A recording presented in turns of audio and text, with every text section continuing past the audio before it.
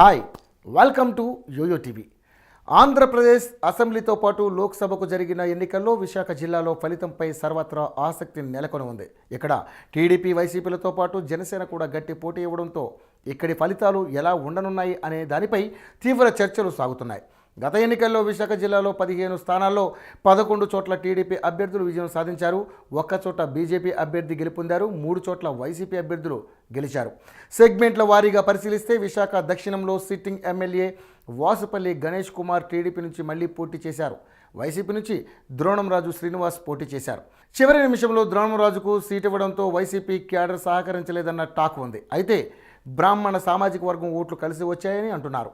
జనసేన తరపున మత్స్యకార ప్రతినిధి గంపల గిరిధర్ పోటీ చేశారు. దీంతో ముగ్గురి మధ్య హోరాహోరీ పోరీ జరిగినట్టు తెలుస్తోంది. విశాఖ నార్త్లో మంత్రి గంటా శ్రీనివాస్ పోటీ చేశారు.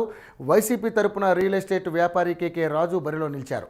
బీజేపీ తరపున విష్ణుకుమార్ రాజు పోటీలో ఉన్నారు. జనసేన తరపున పసుపులేటి ఉషాకిరణ్ పోటీ చేస్తున్నారు. ఇక్కడ 4 పార్టీల మధ్య ఓట్లు చీలిపోనున్నాయి. ఇక్కడ చతుర్ముఖ పోరులో ఎవరు గెలుస్తారు అనేది చెప్పడం ప్రస్తుతానికి కష్టమే. ఇక విశాఖ ఈస్ట్లో టీడీపీ తరపున వెలగపూడి రామకృష్ణబాబు పోటీ చేశారు. వైసీపీ తరపున విజయ నిర్మలకు టికెట్ ఇచ్చారు. జనసేన అభ్యర్థిగా కోన తాతారావు పోటీ చేశారు. ఆయన చాలా కాలం టీడీపీ నేతగా ఉండడంతో ఆ పార్టీ ఓట్లు చీలే ఛాన్స్ ఉంది. విశాఖ పశ్చిమ స్థానంలో టీడీపీ తరపున సిట్టింగ్ ఎమ్మెల్యే పీవీజీఆర్ నాయుడు మళ్లీ పోటీ చేశారు. వైసీపీ నుంచి మాజీ ఎమ్మెల్యే మల్లా విజయప్రసాద్ రంగంలోకి దిగారు. ఇక్కడ జనసేన కూటమి తరపున సిపిఐ అభ్యర్థి జేవి సత్యనారాయణ పోటీ చేశారు. ప్రధాన పోటీ టీడీపీ వైసీపీ మధ్య ఉండనుంది. ఇద్దరికీ విజయావకాశాలు ఉన్నాయి. మంత్రి అయ్యన్న పాత్రుడు ప్రాతినిధ్యం వహిస్తున్న నర్సీపట్నంలో సినీ దర్శకుడు పూరి సోదరుడు ఉమాశంకర్ గణేష్ వైసీపీ నుంచి పోటీ చేశారు. అయితే సెగ్మెంట్లో బలమైన అనుచర వర్గం ఉన్న ఎర్రా పాత్రుడు మాజీ ఎమ్మెల్యే బోళెం ముత్యాలపాప టీడీపీలో చేరారు.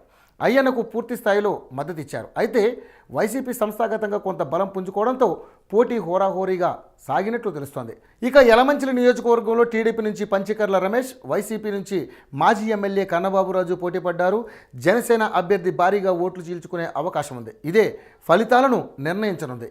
ఇక్కడ వైసీపీకి కొంత ఎడ్జ్ ఉన్నట్లు భావిస్తున్నారు.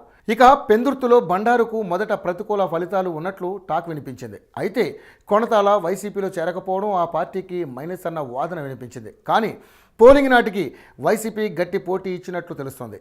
ఇక అనకాపల్లి నియోజకవర్గంలో టీడీపీ తరపున సిట్టింగ్ ఎమ్మెల్యే పీలా గోవింద్ సత్యనారాయణ పోటీ చేశారు. వైసీపీ తరపున గుడివాడ అమర్నాథ్ బరిలో నిల్చున్నారు. జనసేన తరపున గంటా శ్రీనివాస్ బంధువు పడుచూరి భాస్కర్రావు బరిలో ఉన్నారు. ఈయన చీల్చే ఓట్లో ప్రధాన పార్టీల గెలుపు ఓటములను నిర్ణయించనుంది. ఇక పాయికరావుపేటలో బంగారయ్య అనే కొత్త అభ్యర్థి టీడీపీ నుంచి మాజీ ఎమ్మెల్యే గొల్లపల్లి బాబురావు వైసీపీ నుంచి పోటీ చేశారు. జనసేన నుంచి నక్కా రాజుబాబు రంగంలో ఉన్నారు. నక్కా రాజుబాబు చీల్చే ఓట్లే విజయావకాశాలని నిర్ధారించబోతున్నాయి.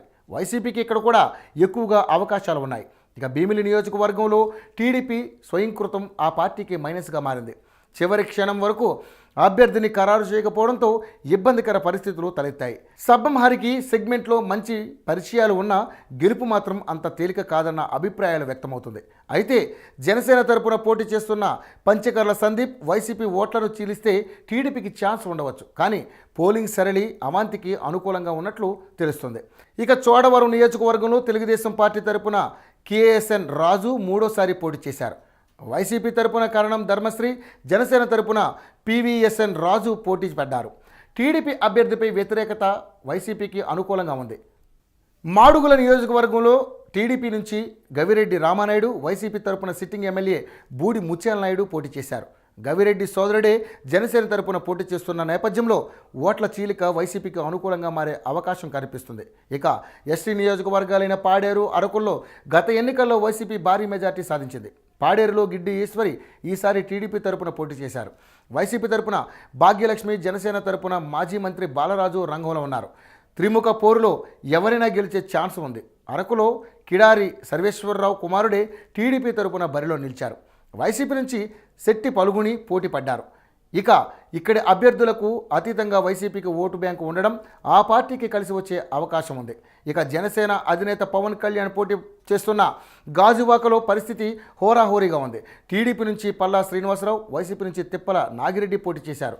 మొదట టీడీపీ జనసేన మధ్య పోటీ ఉంటుందని భావించిన పోలింగ్ నాటికి వైసీపీ రేసులోకి వచ్చింది. ఇక్కడ గట్టి పోటీ ఉన్న పవన్ గెలవచ్చన్న అంచనాలు ఉన్నాయి.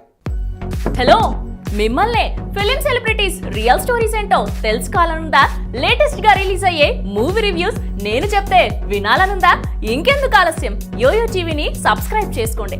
అలాగే మర్చిపోకుండా యోయో టీవీ యాప్ ని కూడా డౌన్లోడ్ చేసుకోండి.